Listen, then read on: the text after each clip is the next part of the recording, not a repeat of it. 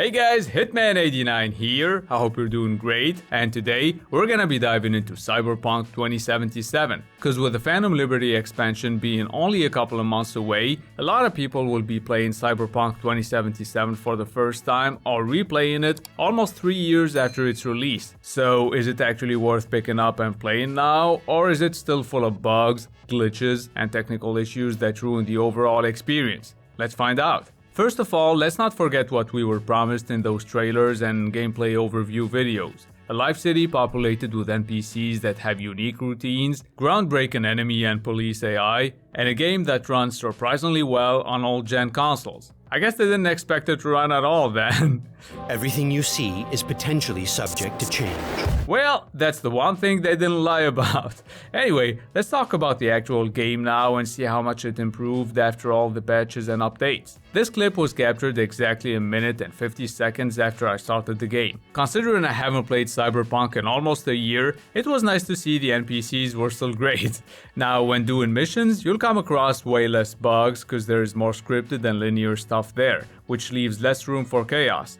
But I still had a few guys getting their arms stuck in walls, duplicate NPCs reenacting that scene from The Matrix, I guess? I don't know. Oh, and in this boss fight, the dude just stood there and talked shit while I turned his ass into Swiss cheese. You're the one who's struggling, bro. And if you think the visual bugs are annoying, wait until you hear about the audio ones. At some point during this mission, the truck horn got stuck. It just never stopped, and for some reason, even when I went back to the city, every truck had the same problem until I hijacked one and it stopped. By the way, I did some research and this bug is on every single platform. So PC guys who say they beat the game day one and haven't faced a single bug, stop it. Get some help. Now, did I have fun playing Cyberpunk 2077? Yes. The first 6 hours were a blast. That's when I enjoyed the story the most. Then something happens, obviously not gonna spoil anything, but after that, the story slowly gets less interesting. Don't get me wrong though, the game is still fun to play. Definitely not a masterpiece like some people claim, but it's a good game, even with all the technical issues. Don't even wanna find you. I know, cause otherwise you wouldn't be looking the other way while I'm terrorizing these ladies. At least the graphics are awesome, especially if you have a sick PC and you can push those ray tracing effects to the max. I'm not that rich yet, so I can't show you that. Instead, let me just show you the difference between performance mode and ray tracing mode, which only adds ray trace shadows, so it's just not worth it in my opinion. I think the soundtrack is great, the voice acting is excellent as well. Make sure you like listening to people talk though, cause that's about 80% of the game.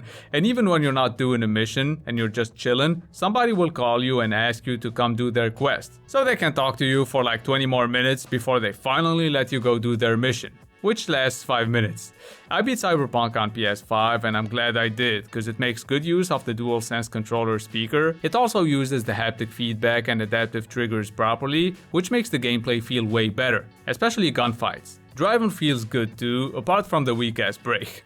Now the shitty physics and AI definitely hurt the immersion, but what really ruins it here is how empty and dead the world feels. I saved an NPC's life, like these guys were literally shooting at this chick. I took them out and I expected the usual video game stuff. You know, she would say thank you and just walk away, right? But here, nothing happened. She didn't even realize I saved her. Stuff like this, the limited RPG elements and the meaningless choices you make throughout 99% of the main story missions make me think Cyberpunk 2077 should have been a linear, story-driven action-adventure game instead. Cause it's not really a good RPG, and it's not a good open world game either. It's populated with brainless people who aimlessly walk around until they disappear or until they get run over by a car. For example, this chick didn't seem to give a shit whether I aimed my shotgun directly at her face or not. She would probably run away if I shot in the air though, right?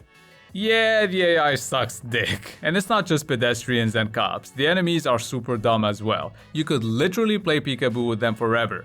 What the hell? Stealth is always a fun approach in broken games. At least you get to have some POV action every now and then. I'm sure the thirsty motherfuckers out there appreciated those a little too much. Now before we move on to the verdict, if you're still on base PS4 or Xbox One, you're gonna have a horrible experience. I would never buy the game on those consoles. First, cause they straight up lied about those versions, and second, cause it's not worth it. There are way better games out there that you can play on alt gen with much better optimization. And don't tell me it's not an optimization issue and that such an ambitious game can't run on alt gen consoles. The trailer was ambitious. The game we got? Not so much. I cannot stay here any longer. Cyberpunk 2077 had a horrible launch, and even after all these updates, there are still plenty of technical issues. That being said, the game became more than playable, it's also enjoyable, and I would say it's worth buying for cheap if you want to beat it now and get the expansion when it's out. Cause with all its flaws, Cyberpunk is still a good game, and that's why I'm gonna give it a 7 out of 10. I wouldn't spend more than $25 on it though, but if you already own the game, definitely give it another shot. The thing about the expansion is that it'll only be on current gen consoles and PC, and based on the trailers we've seen so far, it's looking great. But then again, I wouldn't trust those trailers, so I'll let you know when I play Phantom Liberty for myself. Shout out to buygames.ps for always providing me with all the games I need for my videos. You'll find their link in the description, so check them out. I hope you found this review useful, or entertaining at least. Please leave a thumbs up if you did, and subscribe if you're new to the channel. It's been Hitman89. See you guys very soon. For the pay stub or you'll pay up. Don't make love to the game, bruh. Fuck the game up. Change up, rearrange stuff to your greatness. Famous for the way up. Play the game, bruh.